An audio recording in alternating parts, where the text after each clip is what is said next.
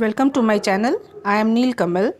बच्चों, आपको याद होगा कि हम क्लास 6 की ज्योग्राफी पढ़ रहे थे, chapter number 5 major domains of the earth. और इस चैप्टर का एक पार्ट मैंने पोस्ट कर दिया है जो लिथोस्फीयर से रिलेटेड था, जिसमें हमने कॉन्टिनेंट्स के बारे में पढ़ा। Asia, Europe, Africa, north America, south America, Australia और एंटार्क्टिका के बारे में। और जो इस चैप्टर का नेक्स्ट सब टॉपिक है वो है hydrosphere. So the earth is called the blue planet. More than 71% of the earth is covered with water and 29% is with land. Hydrosphere consists of water in all its form, as running water in ocean and rivers and in lakes, ice in glaciers, underground water and the water vapor in atmosphere all comprises the hydrosphere. तो एक तो बच्चों आपको पता है कि अर्थ जो है इसे ब्लू प्लेनेट कहा जाता है, क्योंकि जो अर्थ है इसका 3/4 हिस्सा जो है वो पानी से कवर्ड है और 29% जो है वो लैंड से कवर्ड है। और हाइड्रोस्फीयर में पानी सभी रूपों में विद्यमान होता है। अब पानी के सभी रूप क्या होते हैं, जैसे कि आपको पता है कि पानी मुख्यतः 3 रूपों में पाया जाता है ना।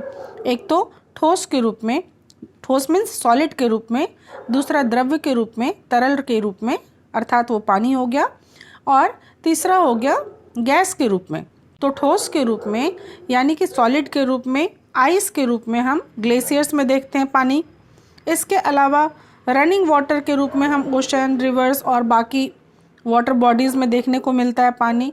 Underground water and the water vapour in atmosphere, और गैसियस फॉर्म में ये एटमॉस्फेयर में विद्यमान होता है।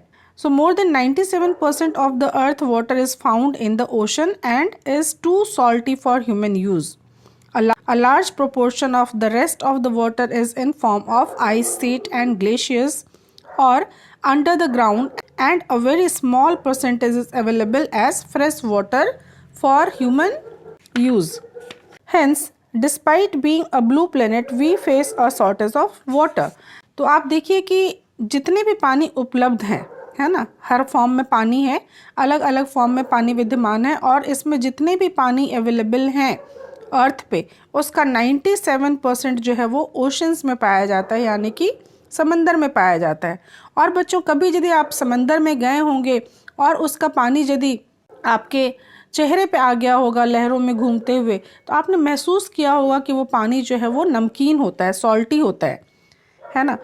तो क्योंकि वो सॉल्टी होता है तो वो पानी पीने के योग्य नहीं होता है। तो फिर पीने के योग्य कौन सा पानी होता है? तो इसके अलावा जो रेस्ट ऑफ द वाटर है वो आइस सीट और ग्लेशियर्स के रूप में पाई जाती है, या ज़मीन के अंदर अंदरूनी भाग में पाई जाती है, अंडर द ग्राउंड, और बहुत कम परसेंटेज जो है वो फ्रेश वाटर के रूप में अवेलेबल है। तो एक ब्लू प्लेनेट होने के बावजूद भी यहाँ पे पानी की स्कार्सिटी बनी रहती है, पानी की कमी बनी रहती है। अब जो नेक्स्ट सब हेडिंग है वो है ओशंस। तो oceans are the major part of the hydrosphere. They are all interconnected. जैसा कि मैंने पहले भी कहा था कि ओशंस जो हैं वो हाइड्रोस्फीयर के बहुत बड़े पार्ट हैं और ये आपस में एक दूसरे से कनेक्टेड हैं, यानी सभी सागर, महासागर जो है वो एक हैं। और मैंने पहले भी बताया था कि बहुत पहले के समय में इन सबको पैंथालासा कहा जाता था। So the ocean water are always moving. The 3 chief movements of ocean water are the waves, the tides and the ocean currents. तो जो समंदर का पानी होता है वो हमेशा ही मूव करते रहता है। आपने ध्यान दिया होगा, यदि कभी समंदर के किनारे गए होंगे तो आपने महसूस किया होगा कि बार बार लहरें आती हैं, फिर पीछे चली जाती हैं बहुत दूर तक, और फिर वापस थोड़ी देर में आती हैं। तो ओशन वाटर जो है वो हमेशा ही मूव करते रहता है, ये शांत नहीं रहता है। तो जो 3 चीफ मूवमेंट्स है, 3 प्रमुख मूवमेंट्स हैं ओशन वाटर की, उनको कहते हैं, पहला है वेव्स, दूसरा है टाइड्स और तीसरा है ocean currents. The 5 major oceans are the Pacific Ocean, the Atlantic Ocean, the Indian Ocean, the Southern Ocean and the Arctic Ocean in order of their size. So the Pacific Ocean is the largest ocean. It is spread over 1/3 of the earth. Mariana Trench, the deepest part of the earth, lies in the Pacific Ocean. The Pacific Ocean is almost circular in shape. Asia, Australia, North and South America surround it. Look at the map and find out the location of the continents around the Pacific Ocean. तो जितने भी ocean हैं जिनका मैंने अभी आपको नाम बताया, Pacific ocean, Atlantic ocean, Indian ocean, southern ocean, Arctic ocean, यही 5 मेजर ओशन हैं। सो द पैसिफिक ओशन जो है वो सबसे बड़ा ओशन है। पैसिफिक ओशन जिसे प्रशांत महासागर कहते हैं, ये सबसे बड़ा है। ये पूरे अर्थ के 1/3 हिस्से में फैला हुआ है। और मैरियाना ट्रेंच जिसके बारे में मैंने पिछली क्लास में बताया था, वो डीपेस्ट पार्ट ऑफ द अर्थ है मैरियाना ट्रेंच, जो कि पैसिफिक ओशन में ही है। हालांकि अब ये सबमर्ज हो गया है। तो the Pacific ocean is almost circular in shape. तो पैसिफिक ओशन जो है वो ऑलमोस्ट सर्कुलर है शेप में। एशिया, ऑस्ट्रेलिया, नॉर्थ और साउथ अमेरिका जो है इस ओशन के चारों तरफ हैं। ये आप मैप में देख के लोकेट कर सकते हैं और पता कर सकते हैं कि इस ओशन के चारों तरफ कौन कौन से कॉन्टिनेंट हैं।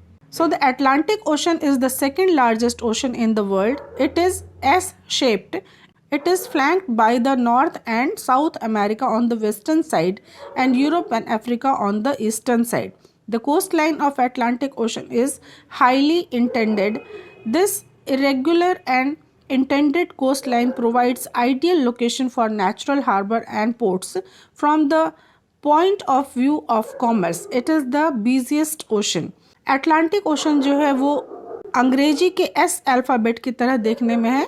तो ये अंग्रेजी के एस अल्फ़ाबेट की तरह है। इसका कोस्टलाइन जो है वो बहुत ही इरेगुलर है, जिसके चलते नेचुरली ये बहुत ही अच्छा लोकेशन है नेचुरल पोर्ट्स के लिए, नेचुरल हार्बर्स के लिए। तो यहाँ पे बिजनेस पॉइंट ऑफ व्यू से, कॉमर्स पॉइंट ऑफ व्यू से। और दूसरी बात यह है कि अटलांटिक ओशन जो है वो सबसे बिजिएस्ट ओशन है। The Indian Ocean is the only ocean named after a country, that is India. The shape of ocean is almost triangular. In the north it is bound by Asia, in the west by Africa and in the east by Australia. Indian ocean एकमात्र ऐसा ocean है जिसका नाम किसी देश के ऊपर पड़ा है और वो है इंडिया, हमारा अपना इंडिया, जिसके नाम के पीछे इंडियन ओशन पड़ा है। तो इसका जो शेप है, इंडियन ओशन का जो शेप है ऑलमोस्ट ट्रायंगुलर है। और इसके नॉर्थ में आप देखेंगे, नॉर्थ में एशिया है, वेस्ट में अफ्रीका है और ईस्ट में ऑस्ट्रेलिया है। The Southern Ocean encircle the continent of Antarctica and extends northwards to 60 degree south latitude.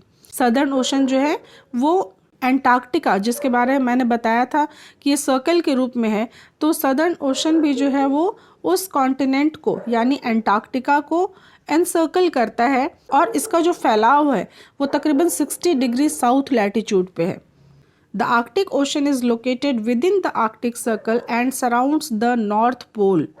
It is connected with the Pacific Ocean by a narrow stretch of shallow water known as Bering Strait. It is bound by northern coast of North America and Eurasia.